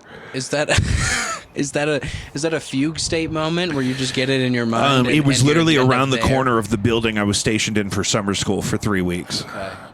So, but I got accused of this What by a coworker of mine. I told her one of my favorite Wendy's to go to, where it was, and she said, "You love going to the hood," because I do. I do like going to the hood. Well, yeah. I mean, you eating at rallies is kind of the embodiment of Yeah, they don't have rallies in nice neighborhoods where we live, at least. We saw rallies on our way in here, and it didn't seem too terrible. But it's also we're on the Oh, it fucking was- surface of Mars. I wouldn't recognize a good neighborhood if it hit me in the dick. sips DC out of the straw. And it's just beautiful out here. I can't believe it's so windy. It has not been windy this whole time. What do you think that means? I don't know. In the desert, I think it's just the wind. There's no storms coming. There's, maybe the clouds are moving. Things are happening, but it doesn't matter. This place is fucking gorgeous. Oh, yeah. And I've enjoyed my It's been time such here a blessing. very much. And I had shrimp and grits for lunch with pork belly. What, like little bits of pork belly? Yeah. Oh, yeah. And like a lovely little vine of little plum tomatoes. Uh-huh. And a little bit of arugula. Oh, you had some of that leafy arugula Ooh, over the girl, top. and some kind of cheese and and we had these little croissants. I think they're on my Instagram. And You had a nice time. what else did we have?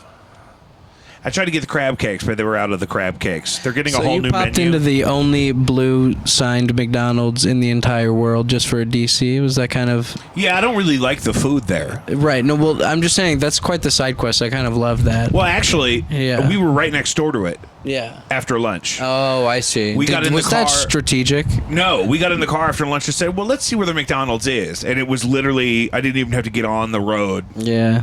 It's a It small was town. the next parking lot over. And so I got out to take a picture. It's the only McDonald's in the world not to have a red sign. This kind of blew me away. And because here in Sedona, everything is built according to these architecture standards of it all has to look like this vibe that everything looks here. Like this wall behind me is a perfect example. That gutter, that terracotta roof. It's all painted like the rocks. Yeah, let me go dark here for a minute so you can see. I think it's just some kind of like. It needs to feel authentic, but in the most gentrified way possible. Yeah, beautiful terrain here. But yeah, you can see our architecture, very southwestern, very demure, very Arizona. But see, like when you were driving up here, you said, "Oh, let's live here. Why aren't we out here?" Pretty much. I say that every time we go anywhere. Right, though. but how do you feel now? Would you? Would you teleport here? I don't know. It's been too nice here, and like, I don't know that I could go. I don't know that I could commute to a job in this weather. What if you worked at the school, at the public library? I would have to wake up in the air-conditioned basement of the building I'm reporting to work in. 'Cause I see. I don't think if my car is hot in the morning, I don't think I could do it. Yeah, but it's probably pretty like. For half the year, it's probably perfect. Half the year. Yeah. What about the other half? I have to be alive that other half. If I can go on FMLA for half the year. Yeah, but it's not cold. It never gets cold. Yeah, but you don't ever hear me bitching about the cold. I don't like I don't like driving in the snow. But I also, if it was up to me, with limitless resources, I wouldn't be doing my own driving anyway. I think it should That be. little Keef joint was evil, I think. Have you heard about? There's like places where it's still illegal to pump your own gas because Yes. like the gas pumpers unions. So lobbied. yeah, what does that look like? Does like a little I'm bald saying boy maybe come it out should of? be illegal to do your own driving. Oh my god! But who's gonna? The The computers are gonna drivers. drive? No, the drivers. Oh, everyone has a driver. No, yeah, but that's the thing is that if there was a class of people that were employed to do the driving officially, Yeah. what how could that improve our experience? If the only mean, it people would- driving are doing so in a regulated Right, so you're employment talking about status, public transit. no. No, wouldn't that be the example of that though? Like a place like Tokyo Sure. or London, where it's like you can get around, you can get anywhere in a short That's amount not of the time. thing I had in mind. I'm still picturing a situation where somebody is driving me and just me where I need to go. That's what I need. Well, I go okay. too many places. I can't be standing at a bus stop. So what? You would just have to get certified to become a driver? And then you don't have people driving outside of their 8-hour workday. You would hate that, Jacob. You would hate that. I don't want to be the driver. Exactly. Yeah. I don't want to drive though. I'm tired of driving. And then it's just a free public service that you can take advantage of. I didn't say it had to be free, but we rearranged the economy in such a way that I don't have all this money I'm spending on insuring and maintaining and gassing up a car. How filling up gas in your car is not hard. No, I mean financially though. Like if you remove all of those details of the finances of now having I and understand doing what my you're own saying, driving, remove all those details. I mean, that money I'm saving Well, that exists. to It's go Uber. into a membership service where I can just get a ride to work and no ride home from work when I need it. for like pennies on the dollar less than an Uber ride. Well, my problem is my commute is expensive right now. My commute to work Monday through Friday is really crazy. It's like 30 minutes at best. That's too much. And it's a drive nobody wants to do. What's been your favorite part of the trip, Jacob? This trip, Yeah. I think we're going to have the best stories to tell from the stargazing. However, the Grand Canyon is something I had never done. And when you see it and you see other people there from all over the world coming to view nature's miracle in the Grand Canyon, it reminds you how special it is. And it's, of course, breathtaking to see in person. It was a beautiful day. The weather was Yeah. lovely. We didn't really have any pollution from the smoke from that fire that we saw on the way in. The bushfire. I have a good picture of that mushroom cloud. There's a big chemical fire in Georgia right now. Is it spewing out chemicals into the air? Oh, yeah, it's bad. Biolab. They're telling everyone in the town to shelter in place. Conyers, Georgia. Oh my I want God. to say it begins with a C. Well, it's a Chernobyl situation at that point. It's just like Palestine, Ohio. Oh, I love this picture of you guys on your ATV excursion. Will you tell me about that? ATV was pretty epic. I enjoyed it a lot. I don't know, it was loud as fuck. This little two-stroke was working its heart out the entire time. It's a two-stroke? Oh, for sure. Like a weed whacker? Yeah, it might be multiple cylinders, but it's definitely exactly like a weed whacker. Yeah, I know So two-stroke. great gas mileage. You doing some whacking? But yeah, I don't know. You show up to the event, you show up to the place, you sign a bunch of shit, put down a $3,000 security deposit, and then they give you the thing. It's kind of like I did the ATV rental in our Siesta Key experience. It was similar to that. And This is different than everything else I got. what? Yeah, is it even more expired? Okay, John was giving me shit. Oh no, I hate that face. No, please. Oh no, it's not expired. It was manufactured in April, but the expiration date is 12/19/24. April. What? This is funny. Because I can't buy whole flour here and then fly home with it. No, absolutely. Tell me more about your ATV experience while I open this. Yeah, they give you a little map and a little iPad Kid tablet, and you put it up in the dashboard, and it's got a little map of all the trails. There was probably 5 trails that you could have chosen. Kindle Fire HD. Yeah, it was definitely like a Samsung Galaxy tablet or some shit. It doesn't matter. And then you hop in. John did most of the driving. He drove us all the way to the trail, which was about, I don't know, it was quite a ways. I mean, that was about a good 20, 30 minutes just driving on the roads in the ATV. I'm honestly good, but I do need you to light it okay, I can do that. because you're good at it. So, yeah, we pull up to the trail, and I mean, it was mostly paved halfway, but then you get onto the dirt, and I mean, it was pretty, just rocks. You're driving on rocks and dirt. That's the thing, because when I've had I almost said AT&T again. When I've had ATV experiences in Missouri, it's muddy and marshy, and there's certainly different landscapes and different terrain, but it's not rocky for the most part. So, I mean, this thing was definitely built by robot arms and, well, I can't even speculate on where, frankly, but it was cobbled together. Everything's made out of plastic, and everything's just clunking around and jostling about, and it's just loud. It's a very loud experience. But you're feeling every single bump. You're swaying back and forth, and then so we're all just rotating driving. I hop in for a little bit on some of the smoother stuff, and then John gets back in, and then it's the first real, it's a decline, and it's just rocks. It's like a rock staircase, so I mean, you're just driving down the things, and I mean, yeah, you're just getting thrown around quite a bit. We didn't go too fast or anything like that, and I mean, I probably drove for a good 20 minutes of it, but we were out there just on the trail for an hour and a half. So I mean, it was probably more like an hour, but I don't know, it was fun.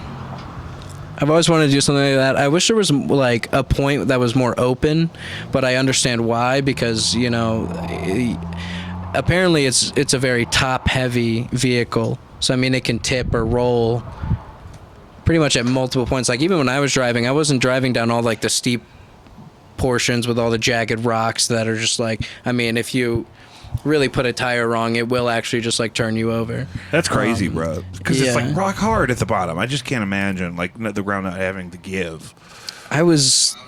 When I was in the back, I was ready to just hop out at any point. Dive out. No, I mean, it really wasn't that crazy. And we chose one of the quote unquote scenic route.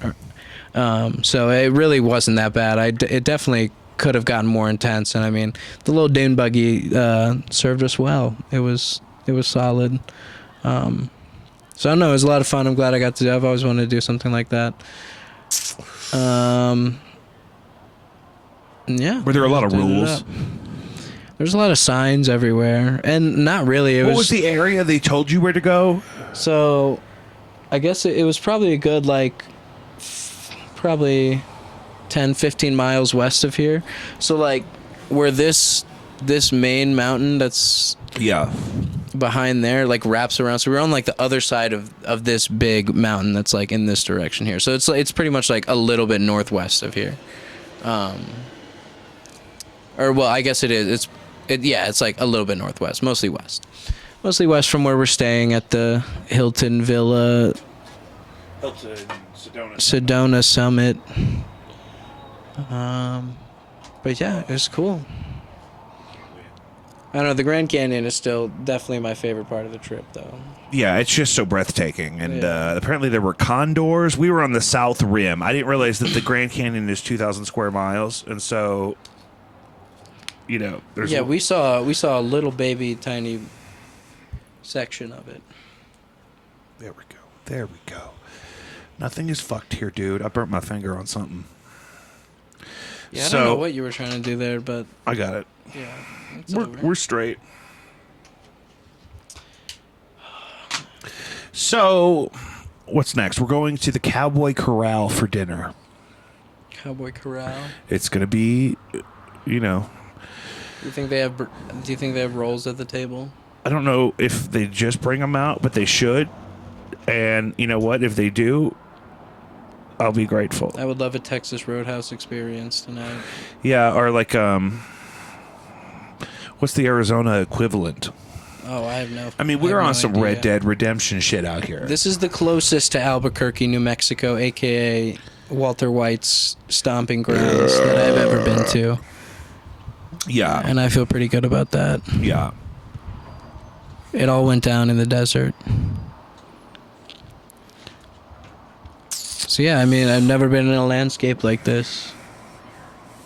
And I mean, we are kind of in, this is one of the more beautiful parts of this state, I'm pretty sure, right? Yeah, that's why this is here. Yeah, exactly. This is really just a resort I think we're outpost. just a 'Cause very, like, oh, somebody came here it's a very 50 years ago and said, this is cute, and then turned it into $1 trillion. Yeah, exactly. Yeah, exactly. Just put a 'cause couple it's billion nothing but into resorts and boutiques and fucking tourist shit and it. cute Yeah, the town I'm little not shit. I'm not a fan of, frankly. I enjoy it. I mean, I wasn't offended by it, but it was, you know, it's not.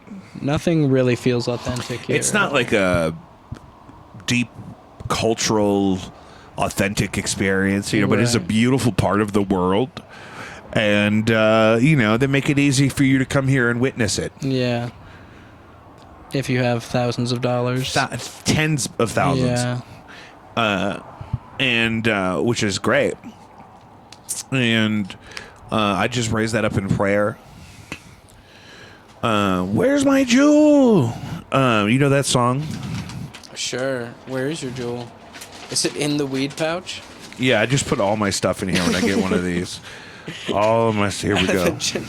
The generic childproof Ziploc bag. Yeah, those are very handy. I mean, you can just live out of one of these. What was the story with that man we saw at the Circle K with the 2 Aldi's bags? Did we ever figure out what was going on with him? Oh, He kept marching along. Did he you went see in him there and he inside was there? and he got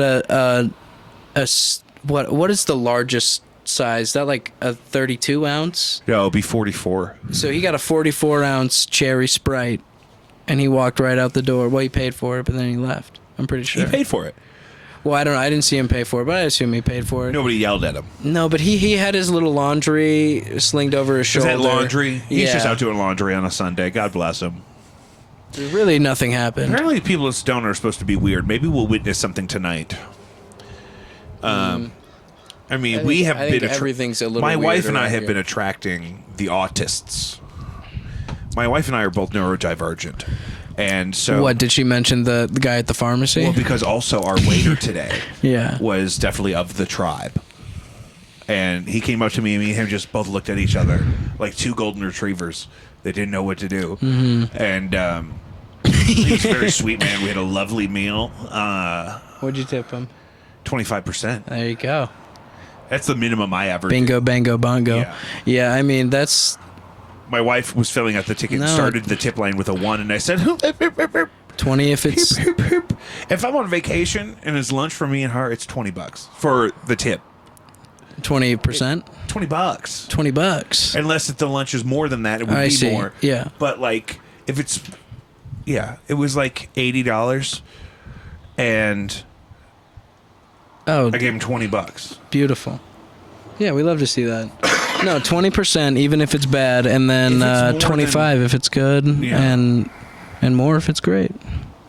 Well, because you're not even really fucking over just the waiter or waitress if you Yeah. don't tip them at all. Yeah. Because you have to then trust them to still tip out everyone supporting them. Yeah, whoever- exactly. You tip whoever actually 20%, ran your I mean, food you're- and made you're- your drinks and whatever. Like Yeah. it's the infrastructure, which is No, you tip 20%, your waiter ends up getting like maybe a little over 15%. And yesterday of that at the Mexican place, in most places. we Yeah. were doing the tipping Mm-hmm. on your mother's behalf, and they had included like a 20% gratuity already. Oh, really? We Okay. had to throw a little something on that. Yeah. We had to throw a little something else on that. You throw a little something else on that. Because I don't- also saw 3 different dudes while we were in there. 3 different Yeah. people brought me things.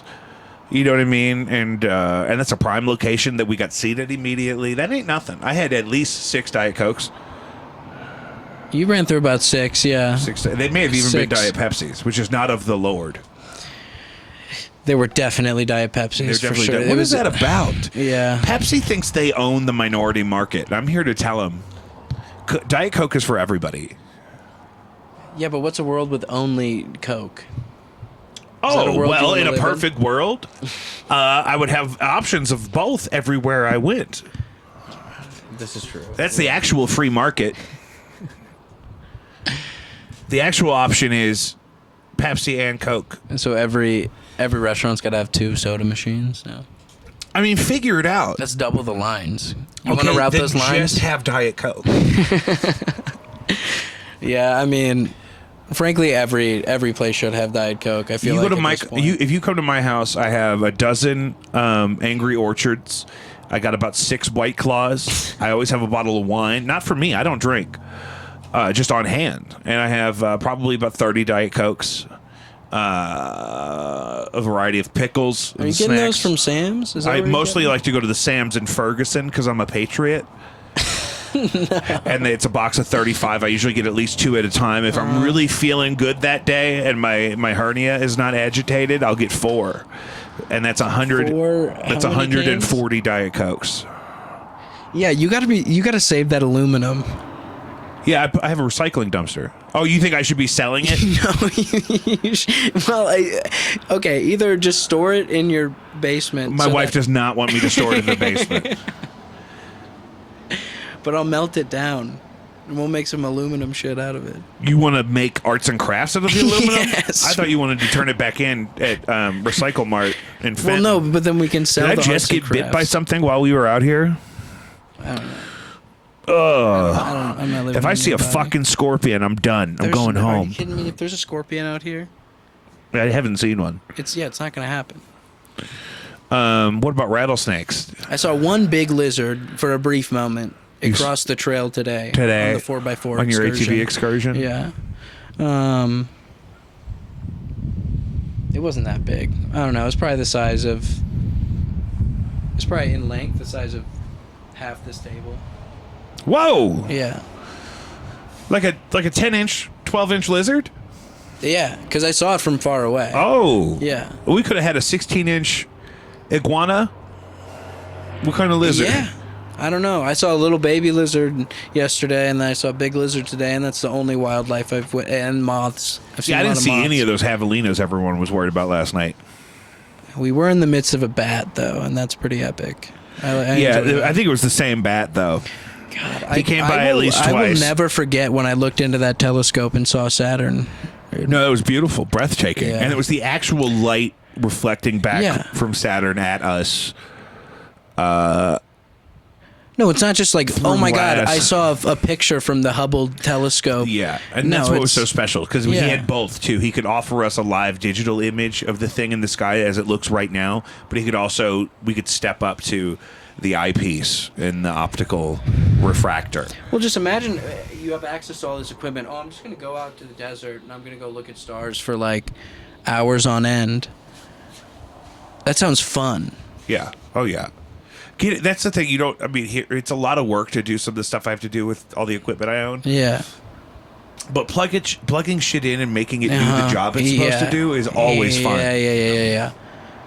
Whether it's. That's why my computer setup at home is always so stupid. Because if I have a fucking extra display port, I want to plug it in. Oh, absolutely. I want to run it. No, I mean, there is that like fallacy of people who make things like invest way too much time into just like perfecting their setup. But I mean, but that's this guy Chris at Night Owl is the exact guy who should have those telescopes. Yeah, he. Well, it's a certain type of artist, I'll say. Yeah. Yeah. I mean, like for example, that's just a rare thing that you pair the knowledge with the access and the whatnot.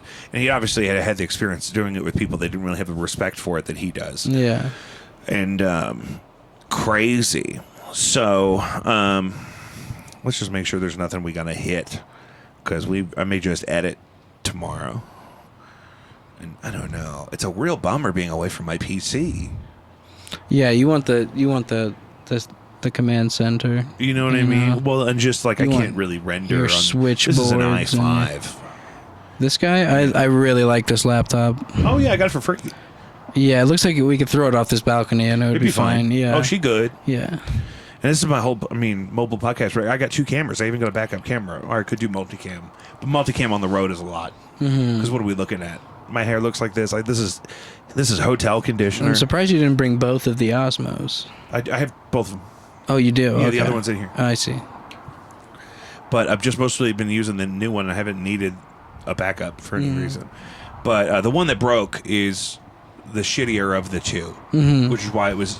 This is the new hotness. This is the brand new one. Yeah. But they make the 3 now, which is why these dropped in price, which is why Clay got me this. I see. As a replacement, because the 3 is like $500. But but it's different. But it's not ideal because I don't need, for the podcast, I don't need something with a battery necessarily. I kind of want to have something I could run off power the whole time, even if there's a battery in it.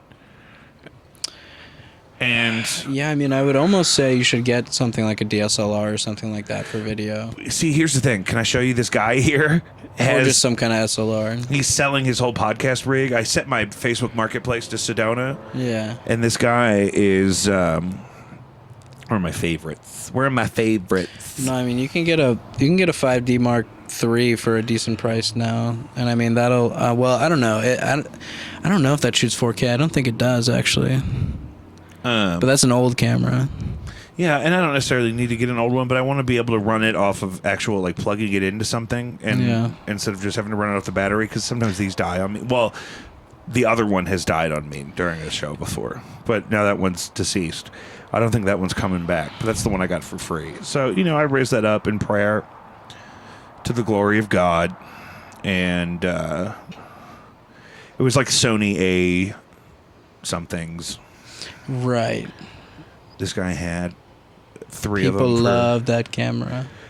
And I just put a dummy battery in it, but is it going to quit shooting after 30 minutes or something? I think the newer you go, the more battery life you'll have. But I think those earlier Sony A, like mirrorless cameras, A6100 aren't going to have great battery life for video, I feel like. No, but that's the thing. So can I just run them off a dummy battery? I have Sony. Yeah, you can batteries. plug them in for sure. And, well, you can also. But I'm just worried. Will it let DC. the video run for, like, we are at 45 minutes right now? Yeah, that probably depends on your card, and yeah, again, like the newer, the more time you'll have for sure. So this guy had.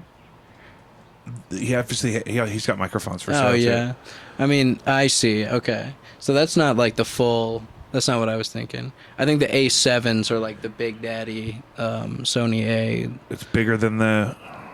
Yeah. So I think they're up to like the A7 Mark 5 or 6 or something. A7 III. Yeah, that's a great camera. I think the A7 IV exists. Yeah. Those are going to be way more expensive though. But then you'll be able to use like all of Sony's like best lenses and shit like that. But and you can get adapters for them and all that too. Yeah, I mean, you I can don't get, know, you can but get an A7 III for I feel like this is $1,000. kind of perfect. This little Osmo. Well, that's the thing too, because even if I have to replace these on occasion, you know what I mean? They're so affordable. Mm-hmm. And it's been the camera of this great renaissance of the show. Yeah, I think that's your primary right there. Yeah, and the other one is nice. It'll do 4K 25, like I have that one doing, and I have little filters on them. Yeah, but I mean, like, if you ever actually need the quality boost, like, definitely the larger sensor, the better. Like, that's kind Yeah. of the rule of thumb. So, Yeah. I mean, that camera that you just showed me has That's a the same with smaller... microphones. It has a smaller sensor than, like, the A7 or whatever, I'm pretty sure. Got it. But you want a full-frame sensor, baby. That's your next move. Do I want to go with like a full 50 millimeter look? 50 millimeter. What do I... So there's just sensor sizes. So I mean, the sensor in that is It's a 1-inch sensor. that's a 1 inch. Yeah. So Yeah. I mean, that's like a sensor about like yay big. Yeah. It's not actually 1 inches. And then you have a micro 4/3. I'm pretty sure is like kind of the most common like next step up, which is probably about that big. Yeah. A full frame sensor is probably about that big. Yeah. And then like say like what I shoot photos on, the Pentax 6.7, the sensor on that is like this big. Yeah, that thing's cool. Yeah. Oh, it's a beautiful machine. Yeah. I love it. Yeah. Yeah, standing on the cliff the other day, shooting you across. Yeah, just On the looking other through that cliff. viewfinder is Oh, kind it's of beautiful. a magical experience. Yeah. It's like if the picture looks anything like what I'm seeing in the viewfinder, we're Yeah. in for a real treat. I mean, it never does. Yeah, that's the beauty of it. Yeah. But it is really cool. I do love that camera. And it's where I've had it for like 6 or 7 years. I just really want to get into. No, I've had it for like 5 years. Did I show you any of the footage I'm working on for the last No Antics show we did? That I don't think so. I had 2 of these, and I had my iPhone set up as stationary somewhere else. And then I had full audio of the thing that I could mix myself after the fact to make it sound really good. And so I've been working on a 3-camera cut of that whole show. Right. Okay. And so I'd Yeah. love How long was the set? an hour. Okay. Yeah. And so That's quite a bit to chop through, especially Yeah. if you're. I was able to get it all. Yeah. That's sick. And Again, but it goes back to the whole like plugging all my things in, letting it run, and having it work the way it's intended. Yeah. Like there's something just. there's so many things I'd love about like being able to hit record in one place and have it start on all of them at the same time. Love. I would love to be able to do that. Yeah. But really, I mean, I'm shooting a thing with Kirkos in December, this band that I love from St. Louis, that I'm going to be running sound for their show, and I'm going to shoot the whole thing because I'm going Yeah. to be there anyway, and I don't have to play, and because they're friends of mine and I enjoy their stuff or whatever, it'd be a good opportunity for me to practice some of that. But I'd love to go 3-camera, and I definitely like 4K 25 is what I've been doing all my stuff, and I definitely like that. So that's hard because I can't just use any old camera. That's a lot of data too. Those file sizes. Yeah, I get by pretty good with these. It's like a quarter of a terabyte. Okay. Sure. Yeah, and then I put them on. I have a couple of those 2 terabyte little Samsungs. Yeah. And I put them on there, and then I don't keep them forever once the project is published. Like right now I have tons of files from the podcast, but once stuff starts to fold up, I'm like, I don't need all the raw You delete files. it. I can keep just the edit. Yeah. You know what I mean? Some people are not like that. Well, I haven't had to do that yet. Yeah. It is inexpensive as those little Samsungs are. Yeah. I could also see myself maybe having a I think pile of eventually them you will get to that point. where I just delete them. No, to where you are gonna be like, oh, I need to keep all this shit. All just the in raw case. files. Yeah. That's the thing. Is But that, not now. Not Yeah. now. Yeah. I don't know. It's fun though. It's a good time. Yeah. But the ooh, look at this. Mercedes. that a pink What does tour? it say? Is it a dog groomer? Pink Adventure Tours. Yep. Yeah, I wonder where they went. Jesus. Adventure tour in the back of a Mercedes Sprinter with Mercedes. completely tinted windows. Is there anything that's heavy on your heart? Heavy on my heart. Are you worried about anything in the world? In the world? Or, you know, I mean, we are. It's all fucked. But I mean, we'll just see where we end up. Is kind of what I've been realizing. yeah, the I think past we're 6 already so months. much better off than most people. Yeah. That I think if we ride that way for a little bit, you know, I'm not going to let them eat you, though. You got my back. Yeah, I'm not I going to let got the yours. cannibals eat you. I got yours. Do you know your blood type? Absolutely not. You don't know? Why don't men know their blood type? I haven't had to know my blood. I haven't needed a neither. blood transfusion in my Yeah. life. Your sister's O negative. So in the apocalypse, we're never going to need blood. She's a universal donor. That's how it works? Yeah. Oh, shit. Okay, cool. So what, we're harvesting blood? That No, sounds just awful. if we need it. Yeah, okay. I mean, that could really keep our outpost. I think we hole up at Innsbruck. No, Innsbruck's gonna fall quick. You think Innsbruck's going to fall? Yeah, all of the... Yeah, it's gonna get ransacked for supplies. But do you think looters are really going to come that far into Innsbruck to our chalet? We're so in there. Yeah, but have you seen the security people at Innsbruck? I just don't think... I think the area around it is not densely populated enough that our spot in Innsbruck would be a problem. And we'd have access to fresh water. I'm trying to think strategically. So, I mean, it is kind of a... Because the land kind of dips after the lake. So, I mean, no one's climbing up that. Yeah. We could fortify it. I think we could fortify it. We have to Yeah. go over 2 bridges to get back to where we are. We No could one's blow going one up. of those bridges, bro. We get everybody across the lane. We blow the bridge. Yeah, we blow the dam. Yeah. This is true, yeah. And then what? Supplies? We live off the We land? repopulate or something. I don't know. It seems like a lot of pressure. No, we're fucked if it all turns into anarchy. We're fucked. The problem is harvesting your own like raising your own chickens covertly is hard because chickens are noisy. Yeah, and we would need a coop for sure. Because me and Keenan will each eat a whole chicken a day. Yeah, but I'll build a coop. I'll make a coop. Yeah, and we got plenty of room for them to graze, but I worry about, and I don't even worry about natural predators with them because that has been domesticated in those woods for so many years by now. There's not like dangerous things out there to the extent that there used to be. However, chickens are noisy, and if I'm trying to be in the woods, I don't want my chickens making all this ruckus. No, we got enough space for that. What if somebody flies a helicopter and they see my and chickens? they see the chickens? They see somebody's feeding chickens in the middle of these woods. I don't think there's going to be enough infrastructure for people to just be flying helicopters around. The government would be flying helicopters around. But what if the government's the enemy? Then we're fucked. Patreon.com, Jacob V.